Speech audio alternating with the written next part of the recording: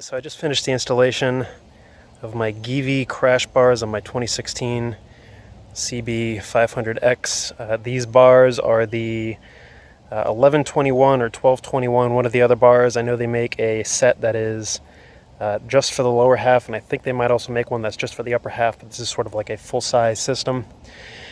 I did run into a few issues during the install, some of which I noticed are specific to the 2016 version, which I will briefly cover, but I wanted to make this video because there's not a lot of information about these bars online, and any videos that you see are kind of grimy, shaky cam or pretty brief, and I want to kind of go over a couple of the issues I ran into. The first one is, you notice I have these side panels off here. There's a good reason for that.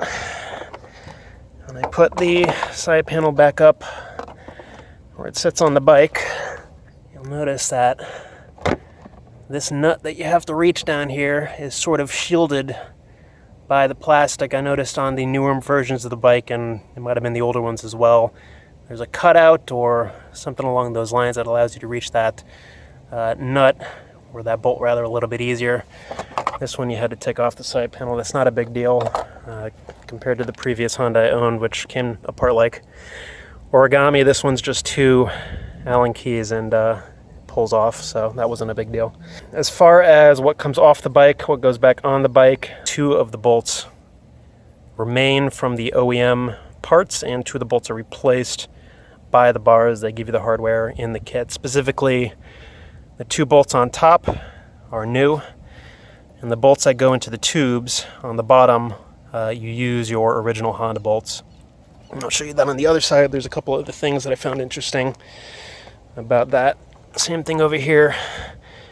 This bolt on the right hand side is new from the Givi set, and the one that's in that tube way down at the bottom is the original Honda bolt. And I'll show you something here. Those two upper bolts are actually different lengths. These are the original Honda ones. Black bolts here. Focus. Focus. There, you might have to bear with me. My phone appears to be melting according to the weather. On my app, it's 101 degrees right now in Florida, which I'm inclined to believe. That's sort of why I'm out of breath right now, but I'll show you this here. These are the original Honda bolts. One is longer than the other. The longest one mounts on the left-hand side of the bike looking forward. The shorter one mounts on the right-hand side. So again, looking at the bike here, the longer one comes out of there, and the longer Givi bolt that they give you is going to go in there as well. In the center, there's three bolts in here. There we go. 1, 2, and 3. All three of these are replacements from Givi. The originals, actually I should say two of them are replacement because the third one is new. The originals look like these. Nut and bolt set. Obviously the ones that they give you are slightly longer, and the nuts that they give you have a anti-vibration material on the interior, which is nice. I have heard rumblings that these give you vibrations or have a certain buzziness. When I first turned the engine over, after installing theirs, there was some rattling, but that was simply because I left them a little bit loose on the bike. After torquing everything down to spec, the vibration rattling seems to have gone away, but I haven't ridden it that far, maybe about 5 or 10 miles so far. So if I get on and the vibrations around 5,000, which is what everybody's saying is pretty intense, what they're saying is loosen all the bolts and tighten them back down, and that should solve that issue. That is what I did preemptively. As I was torquing everything down, I took it for a ride, allowed the engine to vibrate for a while, got it up to speed, and stopped it back at my place. Loosened all the bolts individually, one at a time, torqued them back down to spec, and that seems to have solved some of those issues. I will note that because these bolts do hold the engine in place, you do not want to take all of them out at once. You want to do one side at a time. What I ended up doing was tightening all the bolts down, at least so that they're reaching the engine and in there, not tight, but holding the bars in place and holding the engine in place.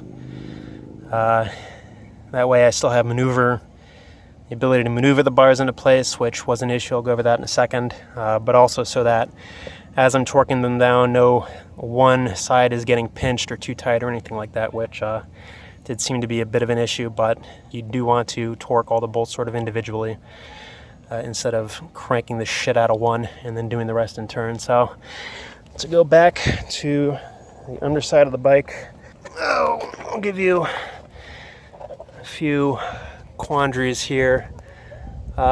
Reading online, people were complaining that this area is a bitch to work on. That is true, but it does require, if you have a little bit of patience, it's not entirely too bad.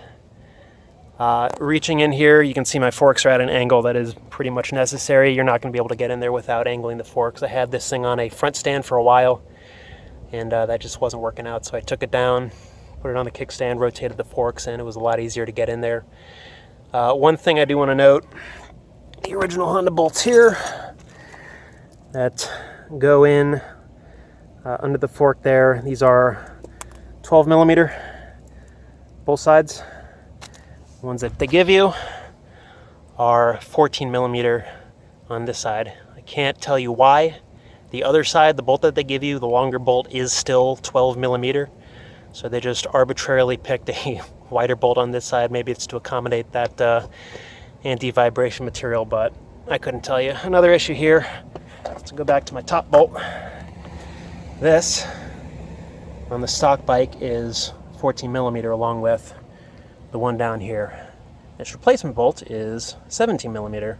Again, I really don't know why, but I had to go out and source a 17 millimeter socket just for these bolts, which was a bit of a pain in the ass. There are a couple tools that I ended up having to buy in order to get this thing on. One of them was an extension for my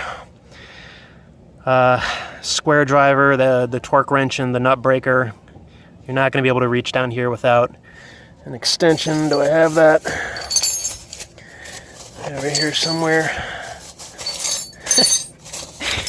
I can't find my fucking parts. Oh god, it's too hot in Florida. I think it's on, oh here it is, Jesus Christ. So what is this? This is 6 inches. So 6 inches is what I used. Still 14 millimeter on the wrench there at the end, and that reaches all the way down, and it was easy to get in here. That's kind of the only extension that you needed. The other ones you're going to have to kind of finagle with. Traditional wrench. And I didn't even bother getting a torque wrench in there. There's really just no way. There's no clearance in there to get anything. At least as far as I care. Yeah, about fitment. This bracket here. Christ. This bracket here is one solid piece. If I, my brain is melting. When this came on, this front section of the bracket was sort of where it should be. It's pinched together here in the middle, which was fine. However, towards the back here, right, this side and then that side over there were sort of bowed out this way, which meant that that bolt did not go all the way through, which was a pain in the ass to get on. I was thinking for a while that I would have to have like a clamp on here or something to hold it shut. Thankfully, that wasn't the case. What I did instead was started to torque this bolt down as much as I could without scaring myself. And eventually that gave me enough thread on this side in order to really loosely put the caps on, the bolts, or the nuts rather, and start to torque down everything at the same time. So once that was on, came together nice. Let me see if I can give you a picture up here. Not the best picture, but you can take my word for it that everything is in there straight. It's just torqued down as much as I should, as much as I care to here. These are O-rings, which I guess the theory was, to provide, again, more anti-vibration, some dampening in here.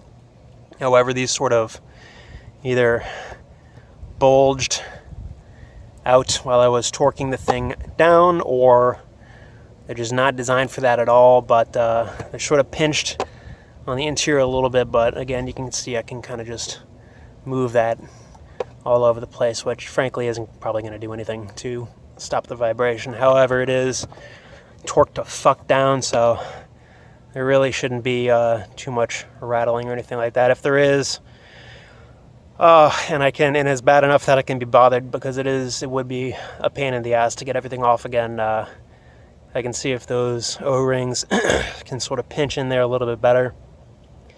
But again, considering they sort of squished or bowed out, I'm just not entirely convinced that there's any sort of any way that those come together the way the developer thought they would come together. If this middle ring here had some sort of shelf for the O-rings to pinch together, maybe. I mean, there is a shelf in there, but it's really not substantial.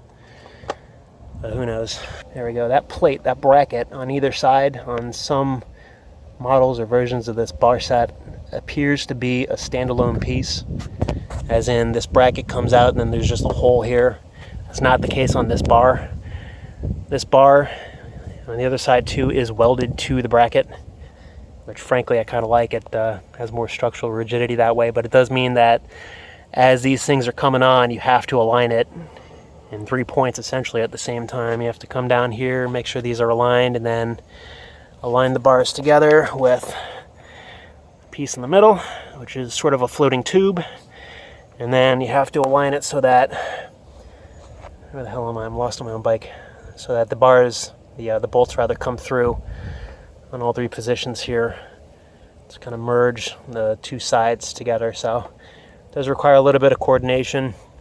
Doesn't require 2 people. It would probably help if you have 2 people, especially if you run into issues where your frame and your engine alignment is just not complying, if the engine just wants to seem to drop out of the bike or something. But I guess there's only one more thing, unless I forget something. These caps, seat in here. I'm assuming you just pinch them in there or whack them in there or something in order to seal that hole. Not going to worry about it quite yet, but that is the finishing piece, and then after that I can just put the side fairing back on. That's what the Jesus Christ, focus. There we go. That's what the cap looks like, plugged into the bottom of the bar. I could not even begin to tell you why it says 1-2 or 1/2. Might be I can't even tell you. They're not threaded, they just push in, and that seals it up from frankly, I don't know if it really will seal it, but it keeps the moisture and dirt and other shit from getting down the tube. Maybe makes it a little bit more aerodynamic. Suppose you could put it at a certain orientation, but I really just don't care. It's fine the way it is. I just smacked it in and was done with it. Focus. This is what it looks like off the thing. Just so you know what to expect, there are spacers on either side of the bike for both the top and bottom bolts. The bottom bolt, which is this one, has a shorter spacer. So you can kind of see here's the engine block spacer and the frame, and then the tube sits on the outside. So the bolt, as you're inserting it, has to punch through all 3 of those pieces, including the tube, which means you sort of have to hold the spacer in place while you're pushing the bolt through the tube, which can be a bit of a pain in the ass. Up here, can I get the top one? Maybe? There we go. All right, that's the top spacer. It's a longer one. Again, where's my finger? There we go. So spacer, that's the frame right here, and this is the actual exterior of the bars itself. One thing to note on the exterior of the bars, if I can even see my screen here, it comes with a washer. OEM Honda bolt does not require a washer. Givi has you put one on for some reason, so that just sits between the bracket and the new bolt that they give you. That's on both sides. I show you the bike with the fairing back on. Give you a little walk around so you can kind of get a feel for the dimensions. It is a little hard to see what it looks like from the pictures. Here it is from the back. You can kind of tell that they don't really stick out too far, which is good. Really didn't want them too wide. You definitely can't reach them with your knees. I'll hop on the bike in a second, you can see that. Give you a side profile.